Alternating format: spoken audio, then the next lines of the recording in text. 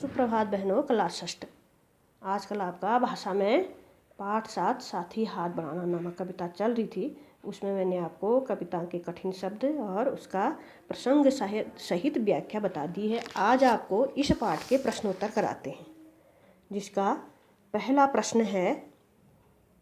इनको आप ध्यान से सुनकर अपनी उत्तर पुस्तिका में करेंगी। जहाँ पर आपका कल का काम, परसों का काम पूरा हुआ था, ठीक उसी के नीचे से आप इनको लिखेंगी। इसमें पहला प्रश्न है,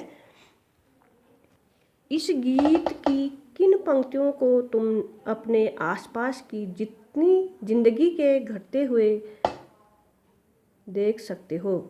प्रश्न नंबर 1 है, इस गीत की किन पंक्तियों को तुम अपने आसपास की जिंदगी में घटते हुए देख सकते हो।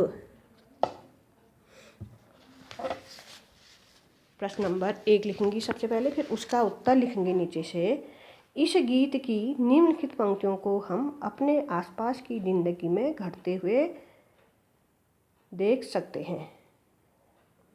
क लिखेंगी, हम मेहनत वालों ने जब भी मिलकर कदम बढ़ाया, सागर ने रास्ता छोड़ा, पर्वत ने शीश झुकाया।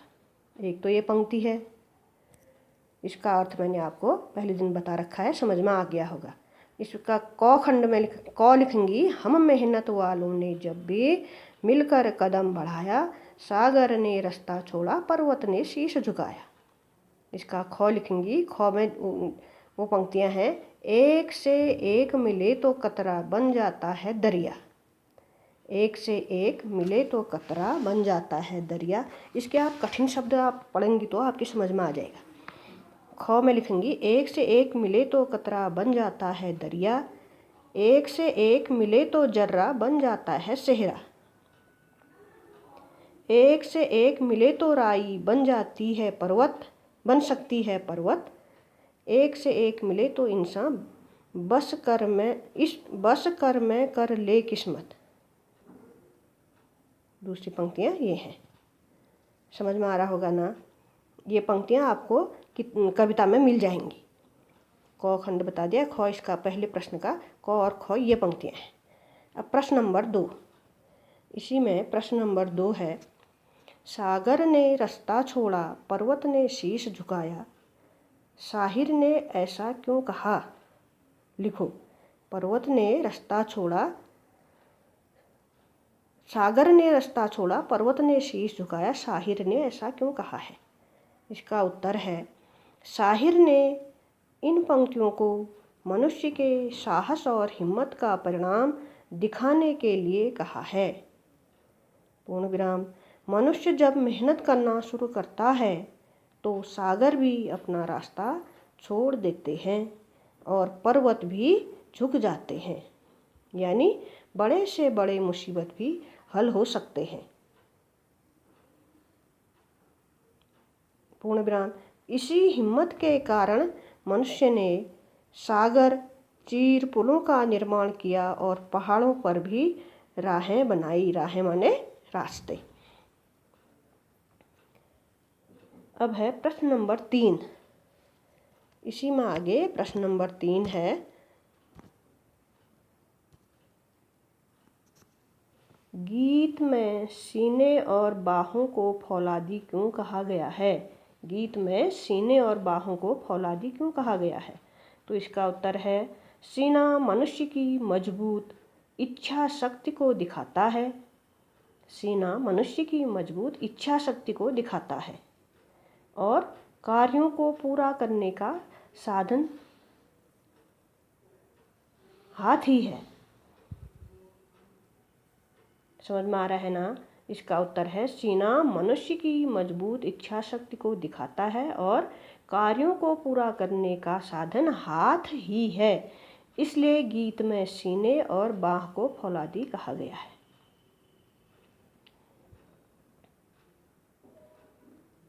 ये 3 प्रश्न हो गए। अब है इसी में गीत से आगे का पहला प्रश्न है। इसका गीत से आगे का पहला प्रश्न है। इसमें दिख रहा होगा आपको, बुक खोलेंगी। अपने आसपास तुम किसे साथी मानते हो और क्यों? इससे मिलते जुलते कुछ और शब्द खोजकर लिखो। तो आप अपने मन से भी लिख सकते हैं और नहीं तो मैं समझा देती हूँ। इसका उत्तर है हमारे माता पिता, भाई बहन, मित्र, सहपाठी, सहपाठी माने साथ पढ़ने वाले, सहपाठी, शिक्षक, पड़ोसी से सभी हमारे साथी हैं, क्योंकि ये सब हमें किसी न किसी रूप में सहयोग करते हैं। ठीक हो गया इसका उत्तर। अब है इसी में प्रश्न नंबर 2। अपना दुख भी एक है साथी, अपना सुख भी एक।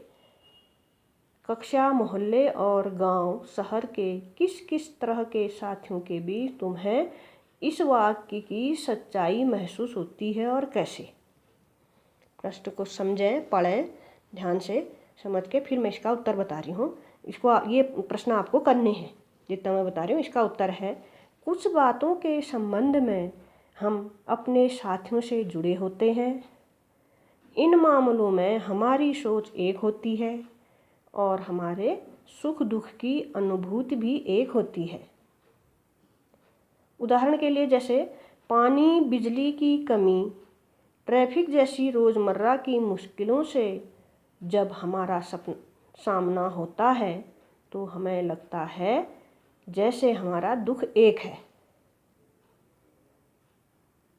वहीं दूसरी ओर विद्यालय के लिए पदक जीतना, कक्षा में अच्छे अंक लाना, पदक माने पुरस्कार, प्राइज जिसको बोलते हैं, विद्यालय में के लिए पदक जीतना, कक्षा में अच्छे अंक लाना और बड़े होकर कुछ बनने की चाह से भी पता चलता है कि हमारा सुख भी एक ही है। अब इसी में प्रश्न नंबर 3 है। इस गीत को तुम किस माहौल में गुनगुना सकते हो? प्रश्न नंबर 3, इस गीत को तुम किस माहौल में गुनगुना सकते हो? तो इसका उत्तर सुन के लिखेंगे। इस गीत की स्वतंत्रता दिवस, इस गीत को स्वतंत्रता दिवस, गणतंत्र दिवस या किसी संगठन की स्थापना के अवसर पर गा सकते हैं। प्रश्न है ना, इस गीत को तुम किस माहौल में गुनगुना सकते हो, मतलब कहाँ पर गा सकते हो? तो इसका उत्तर है इस गीत को स्वतंत्रता दिवस, गणतंत्र दिवस या किसी संगठन की स्थापना के अवसर पर गा सकते हैं। खेल के मैदान में भी यह गीत खिलाड़ियों में जोश पैदा कर सकता है। खेल के मैदान में भी यह गीत खिलाड़ियों में जोश पैदा कर सकता है। वैसे तो यह गीत कभी कभी गुनगुनाया जा सकता है, पर विशेषकर जब सहयोग और संगठन की शक्ति बतानी हो तब यह गीत महत्व रखता है।